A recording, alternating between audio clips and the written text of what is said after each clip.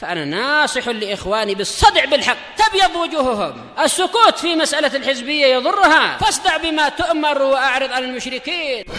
سلامي على دماج ورجالها والشيخ يحيى ودار العلم يا سعد بانيها. محمد عبده ورسوله اللهم صل على محمد عبدك ورسولك وعلى آله وأصحابه أجمعين. أما بعد. Kita masuk ke muka surat 285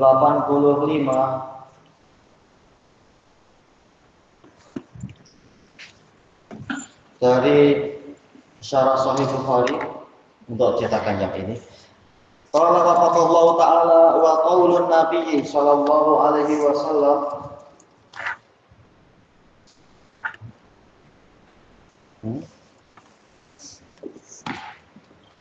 wa akhbiru bihinna man wara'akum. Kabarkan perkara-perkara ini, perintah dan larangan ini kepada orang yang ada di belakang kalian. Yustafadu min, diambil faedah darinya ahamiyatu nasril ilm, pentingnya penebaran ilmu, bainal aqriba, di antara karib kerabat, saudara mara, adik beradik, wal ghairihim, dan yang selain mereka. Walaupun kita tidak sehebat yang lain barangkali, tapi ilmu yang kita dengar kesimpulannya kita tebarkan di WhatsApp, di Telegram, atau di mana yang dimungkinkan sebagai bimbingan, mungkin masalah akidah, tauhid, masalah mungkin juga fikih, mungkin masalah cara berdoa atau doa apa, atau yang sering dikeluhkan orang yaitu banyak hutang, ditebarkan doa untuk terbayarkan hutang misalkan apa, atau yang lain-lain, atau doa menghilangkan kesedihan. Insya Allah seperti ini bermanfaat. Siapapun yang membaca dan mengamalkan itu, kita turut mendapat pahalanya insya Allah. Qala al-Allamah Ibnu Battah rahimahullah wa fihi anna lirrajuli ayyu'allima ahla baitih. Di dalam hadis ini ada dalil bahwasanya seseorang boleh mengajari keluarganya. Ya, tidak perlu menunggu tazkiyah ulama siapa. Saya belum ditazkiyah, saya tak boleh mengajar. Bukan begitu. Kalau dia tahu ilmu ini ilmu yang benar, walaupun satu ayat dengan pemahaman yang benar, atau satu hadis dengan pemahaman yang benar, atau suatu faidah, maka dengan dalil apa dilarang untuk mengajar sehingga harus ada tazkiyah? Tidak perlu seperti itu. Nabi tidak mensyaratkan itu. Adapun orang yang mau belajar ke kita, lihat orang ini tazkiyah atau tidak, itu terserah orang-orang itu. Apakah dia memilih belajar ke kita atau tidak, itu hak mereka. Tapi kita diwajibkan untuk menebarkan ilmu yang telah kita miliki. Balighu anni walau ayat, sampaikan dariku walaupun satu ayat. Atau mungkin masyarakat tak kenal kita sehingga tak mau belajar ke kita, tak mengapa, kita ajari anak istri kita sendiri, insya Allah berfaedah. Jadi di majelis itu yang hadir bukan hanya anak istri, mungkin jin-jin juga hadir. Kita dapat faedah juga dari pengajaran itu, yaitu mendapat pahala juga tanpa disangka-sangka mungkin. Liqaulihi sallallahu alaihi wasallam, berdasarkan sabda Nabi sallallahu alaihi wasallam, akhbiru bihinna ma wara'akum, kabarkan tentang itu kepada orang-orang yang di belakang kalian. Selesai dari Syarah Ibnu Battah. Wa qala al-Hafidz Ibnu Hajar rahimahullah qauluhu wa akhbiru bihinna ma wara'akum bi fathi man. Ma'ruf telah kita lewati, mungkin man mungkin min tentang itu. Wa hiya mausulah alladzi akhbiru bihinna alladzi wara'akum. Atau kalau dibuat jamak ya alladzina misalkan. Wa wara'akum yashmalu man ja'u min ba'dihim, ja'u min indihim. Di belakang kalian ini siapa? Ini mencakupi orang-orang yang datang dari arah mereka, datang dari sisi mereka, yaitu orang-orang Bahrain. Wa hadza bi itibaril makan, ini dari sudut pandang tempat. Wa yashmalu man yahdusu lahum minal aulad. Yahdusu kan yahdusu ya, apa yang terwujud ya, yahdus, yang terwujud untuk mereka yaitu anak-anak nantinya. Mungkin sekarang belum, tapi nantinya. Nah, di belakang kalian dari sisi masa. Wa ghairihim dan yang lainnya, ada anak, ada cucu mungkin atau dan seterusnya. Wa hadza bi'tibari zaman, dari sudut pandang masa. Jadi pengajarannya bukan hanya di zaman sekarang, tapi juga zaman setelah wafatnya Nabi misalkan, dan seterusnya. Perhatikan baik-baik, sudah agak besar. Perhatikan ilmunya.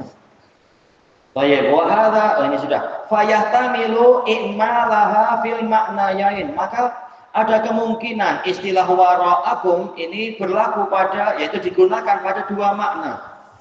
Dari sisi tempat dan dari sisi zaman. Ma'an, iya, secara bersamaan. Haqiqatan wa majazan, secara hakiki atau secara bahasa kiasan kalau kita artikan macam itu. Walaupun semuanya hakiki, cuma al-haqaiq takhtalif bi ikhtilafil qara'in. Hakikat berlainan dengan perbedaan dari faktor-faktor penyerta. Yang betul majaz itu tidak ada. Selesai dari Fathul Bari Ibnu Hajar. Masuk ke muka surat berikutnya. Al-babul hadi wal arbaun, bab majaa apa ya, inna kah ya? Innal a'mala binniyah. Tajuknya macam itu. Sesungguhnya amalan itu dengan niat. Wal hisbah, dan juga dengan mencari pahala. Hisbah yaitu ihtisab, mengharapkan pahala. Walikul limri'in ma nawa, dan setiap orang mendapatkan apa yang dia niatkan. Syarhu unwanil bab, penjelasan dari tajuk bab ini. Aradal Bukhari rahimahullah bihadzal bab, yang beliau inginkan apa dengan bab ini? Bayana ahamiyati islahin niyyah. Penjelasan tentang pentingnya memperbaiki niat. Wa ja'li, bayana ja'li jami'il a'mali lillahi ta'ala. Ataukah ahamiyati ja'li, intinya sih majrur tetap ya. Menjelaskan pentingnya menjadikan seluruh amalan adalah untuk Allah Ta'ala semata. Wahdahu la syarikalah, tiada sekutu untuknya. Wa dzalika minal hisbah, itu termasuk dari hisbah, yaitu ihtisab, mencari pahala. Allati dzakaraha al-Bukhari, yang disebutkan oleh Al-Bukhari fi unwanil bab, di dalam tajuk bab ini. Qala al-Hafidz Ibnu Hajar rahimahullah, wal muradu bil hisbati talabus shawab. Yang dimaksudkan dengan hisbah adalah mencari pahala. Dan ini terkenal di zaman khilafah Umayyah dan Abbasiyah, para muhtasibun. Mereka bukan pegawai kerajaan, mereka bukan tentara, bukan polis, tapi orang-orang yang seakan-akan istilahnya apa ya, mewakafkan diri untuk Allah, dipanggil muhtasibun. Sampai ada buku khusus tentang adab-adab ahlul ihtisab. Nah, mereka memang bagi polis, dihormati kerajaan walaupun bukan pegawai resmi kerajaan. Rajin nahi mungkar, amar ma'ruf di pasar-pasar, memeriksa kalau ada suara-suara alat musik di suatu rumah, mereka diizinkan untuk masuk oleh pemerintah untuk memeriksa. Kalau tak ada apa-apa, tak boleh memata-matai. Ini ahlul hisbah di masa-masa itu. Selesai dari Fathul Bari. Wa qala al-Qadhi al-Aini rahimahullah, innal hisbah bi kasril ha wa sukunis sin al-muhmalah, tanpa titik. Ismun min al-ihtisab. Isim dari ihtisab, maksudnya apa? Ismul masdar. Asalnya kan ihtasaba yang tasibu ihtisaban, masdarnya ihtisab. Ismul masdar yaitu hisbah dengan pola sulasi. Wal jama' al-hasab, jamaknya hisbah jadi hasab. Yuqal ihtasabtu bikadza ajran, saya mengharapkan pahala dengan amalan ini. Intallah, di sisi Allah. Iqtadatu, saya menghitung-hitung aywa. Wa anwi bih, saya meniatkan itu wajah Allah Ta'ala, meniatkan amalan tadi mencari wajah Allah Ta'ala. Wa minhu, di antara penggunaan kalimat ini, qauluhu alaihi salam, man shoma ramadhana imanan wa ihtisaban, barang siapa berpuasa Ramadan disertai dengan iman dan mengharapkan pahala, ghufira lahu ma taqaddama min dzambih, diampuni untuk dia dosa dia yang telah lampau. Muttafaqun alaih dari Abi Hurairah. Selesai dari Umdatul Qari. Summa inna qaulal Bukhari rahimahullah fil unwan. Ucapan Imam Bukhari di dalam tajuknya itu majaa innal a'mala bin niyyah wal hisbati al a'mal bil hisbah wa likulli imri'in ma nawa fihi damju lafdhatil hisbah. Damat yaitu pemasukan, menyisipkan. Di sini sama ya, menyisipkan istilahnya. Hadisnya kan sampai wa likulli imri'in ma nawa dan seterusnya. Tahu-tahu di tengahnya dimasuki dengan yang bukan hadis, al hisbah. Ini dikatakan damaj, penyisipan gitu ya.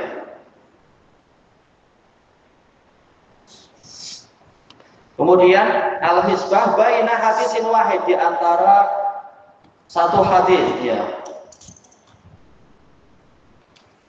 Li'anna ma qablahu wa ma ba'dah, karena lafaz yang sebelumnya dan lafaz yang setelahnya huwa lafzu hadisi Umar, lafaz hadis Umar radhiyallahu anhu, kama sayaqulul muallif, seperti yang akan disebutkan oleh si penulis. Fa in kanatil hisbatu dakhilatan fi musamman niyyah, walaupun hisbah masuk dalam istilah niat, jelas mencari pahala bagian dari niat. Lakin hadhil lafzah, tetapi lafaz ini tufid, memberikan faedah ma la yufiduhu bidayatu hadisi Umar, memberikan faedah yang tidak diberikan oleh awal dari hadis Umar radhiyallahu anhu. Karena istilah niat aslinya maknanya adalah al-qasdu, yaitu keinginan dan kesengajaan. Nah, hisbah yaitu sengaja atau keinginan mencari pahala. Jadi ada makna yang lebih jelas kalau ada lafaz hisbah. Qala al-Hafidz Ibnu Hajar rahimahullah wa innama adkhala qaulahu wal hisbah, hanyalah Al-Bukhari memasukkan ucapan hisbah bi bainal jumlatain, di antara dua jumlah itu, lil isyarah, untuk mengisyaratkan ila anna saniyah tufidu ma la tufidul ula, bahwasanya lafaz yang kedua ini lafaz yang kedua memberikan faedah yang tidak diberikan oleh lafaz yang sebelumnya. Selesai dari Fathul Bari. Summa qala Bukhari rahimahullah fa qala fihil iman. Ini kalam Bukhari. Masuk di dalam hadis ini masalah keimanan, yaitu kalau niatnya lillah ya mendapatkan pahala, kalau kemunafikan ya berarti masih kafir sebenarnya, amalannya gugur. Wal wudu was shalah was zakah wal hajj was shaum wal ahkam, ya berbagai jenis hukum masuk di sini semua, disyaratkan adanya niat. Hada yadullu ala anna jami'a amal, ini menunjukkan bahwasanya semua amalan al-qalbiyati wal lisaniyati wal jarihiyah, amalan hati, amalan lidah, amalan anggota badan, la tuqbalu indallah, tidak diterima di sisi Allah illa idza akhlasa fiha sahibuha lillahi ta'ala wahdah, kecuali jika pelakunya mengikhlaskan amalan-amalan tadi untuk Allah Ta'ala semata. Wa qad qala Allah subhanahu qul inna sholati wa nusuki wa mahyaya wa mamati lillahi rabbil alamin, katakan wahai Rasulullah, sesungguhnya salatku, penyembelihan yang aku lakukan atau nusuk yaitu peribadatanku, kehidupanku dan kematianku adalah untuk Allah Rabbul Alamin, la syarikalah, tiada sekutu untuknya. Wa bidzalika umir, dengan itulah saya diperintahkan untuk mengikhlaskan ibadah lillahi ta'ala. Wa ana awwalul muslimin, dan saya adalah muslim yang pertama, yaitu muslim yang pertama di umat ini, kata Qatadah. Wal adillatu ala dzalika katsiratun ma'rufah, dalil tentang itu banyak dan telah dikenal. Boleh dilihat contoh banyak sekali di dalam catatan kaki, maksudnya di dalam buku yang diisyaratkan dalam catatan kaki. Qala al-Qadhi al-Aini rahimahullah, fa iqul, jika Anda bertanya, mal fa'u fi qawlihi fadakhala, apa fa di dalam kalimat fadakhala, maka masuk. Qultu fa jawabu syartin mahdhuf, sebagai jawab untuk syarat yang terhapus. Jangan lihat dekat-dekat, nanti mata sakit. Kalau lihat huruf nanti macam abang, spek mata jadi tebal. Ini pun sudah dinitis kan. Nanti menyesal kalau sudah tua. Nah, jaga mata agak jauh sedikit-sedikit.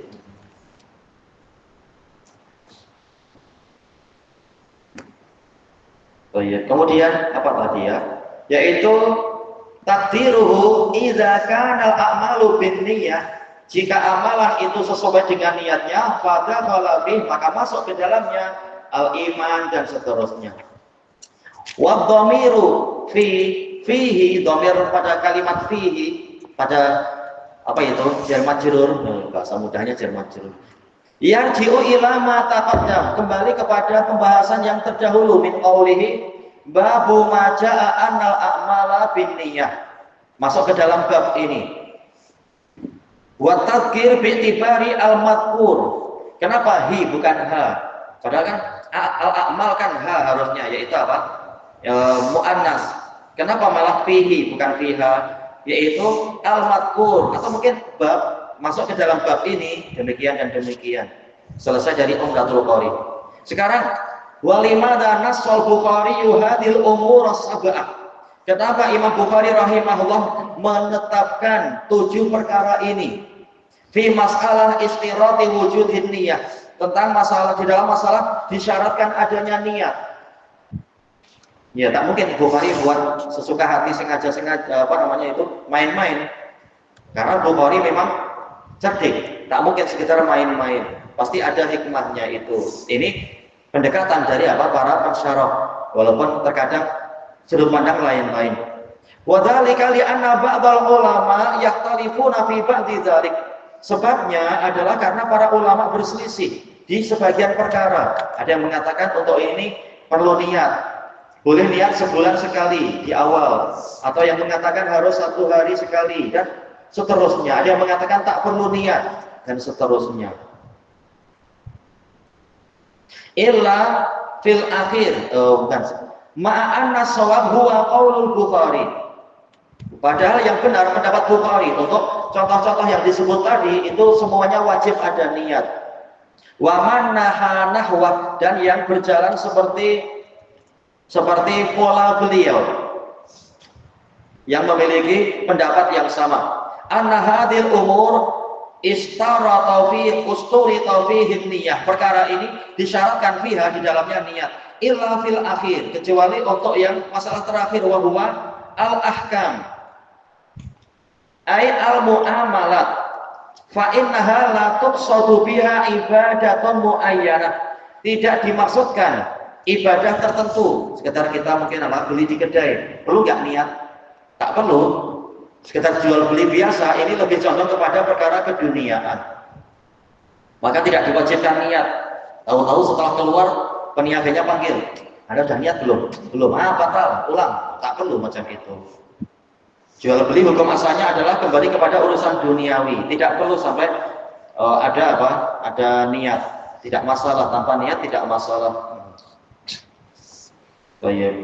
Bukan ibadah muayyanah, bukan ibadah tertentu. Wa inna ma hiya lil umuri dunyawiyah, dia hanyalah untuk urusan duniawi. Fala tustaratu fiha niyyah, maka tidak disyaratkan di dalamnya niat. Qala Habib Ibnu Hajar rahimahullah, qauluhu wal ahkam ay al muamalat. Iya, bukan sembarang, bukan hukum-hukum fikih yang sifatnya ubudiyah, tapi yang muamalat. Allati yadkhulu fiha al-ihtiyaju ila muhakamat, yang mana diperlukan di dalamnya, masuk ke dalamnya hajat-hajat kepada mahkamah-mahkamah.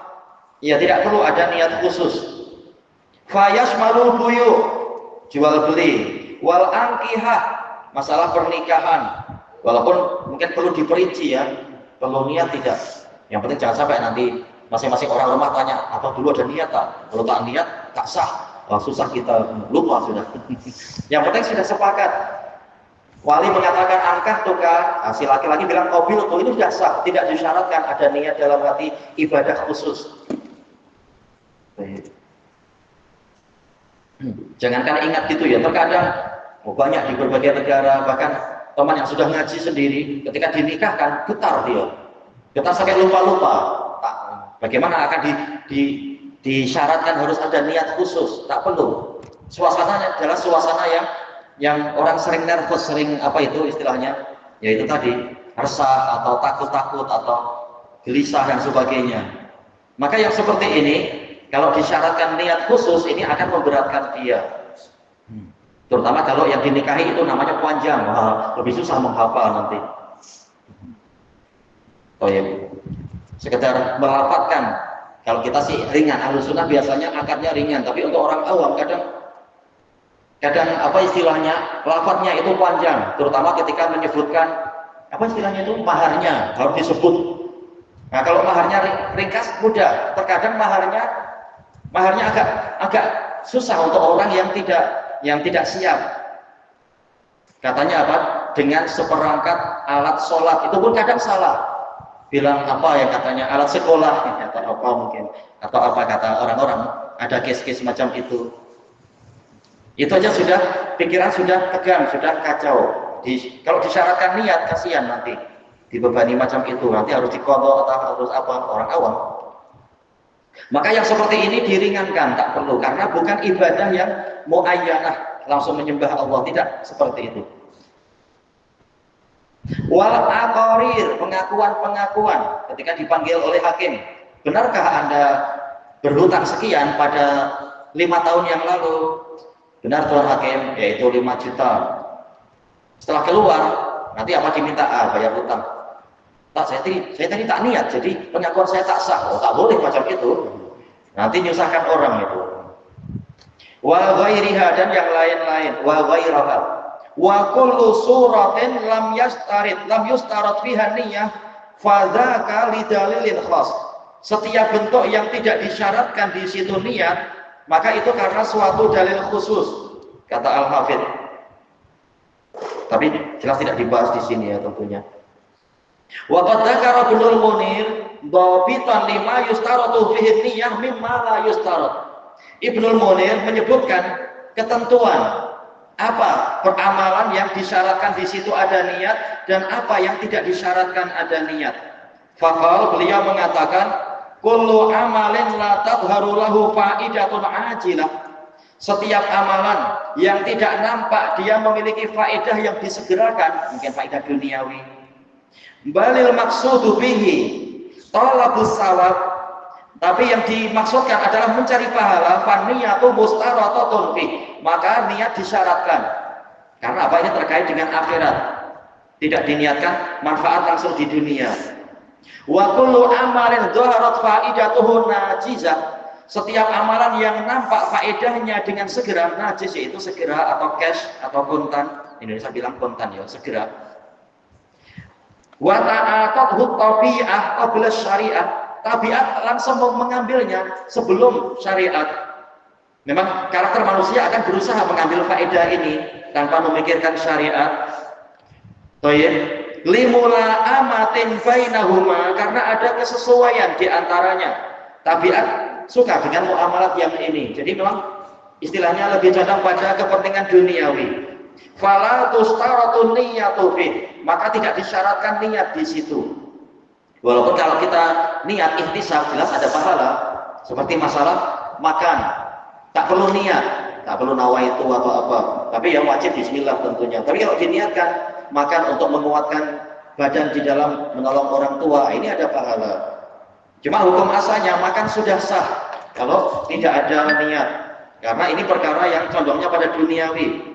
Tak boleh nanti bilang pada mak mau ambil ayam lagi, tadi belum niat. Oh, tak perlu itu. Sudah makan sudahlah. Sudah ambil 2 kaki lagi, kaki ayam.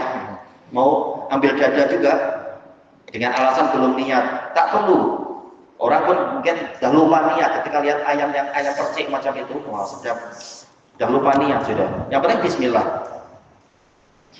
Illa liman qasada fi fi'lihi ma'nan akhar, kecuali untuk orang yang menginginkan dengan perbuatannya itu makna yang lain, yatarattabu alaihi shawab, yang dihasilkan padanya pahala. Ini kembali ke niat.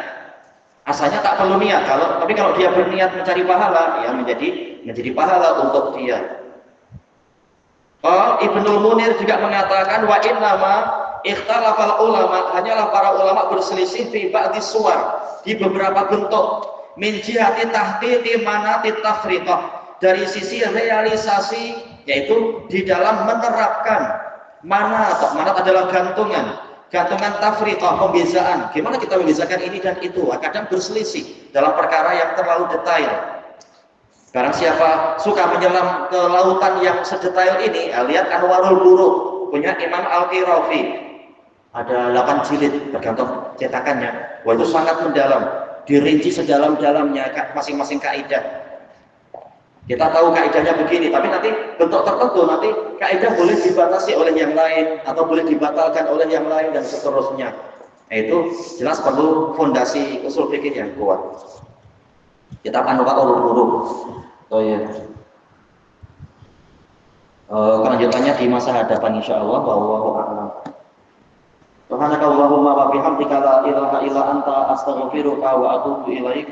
Walhamdulillahirabbil alamin. Jazakumullahu khairan.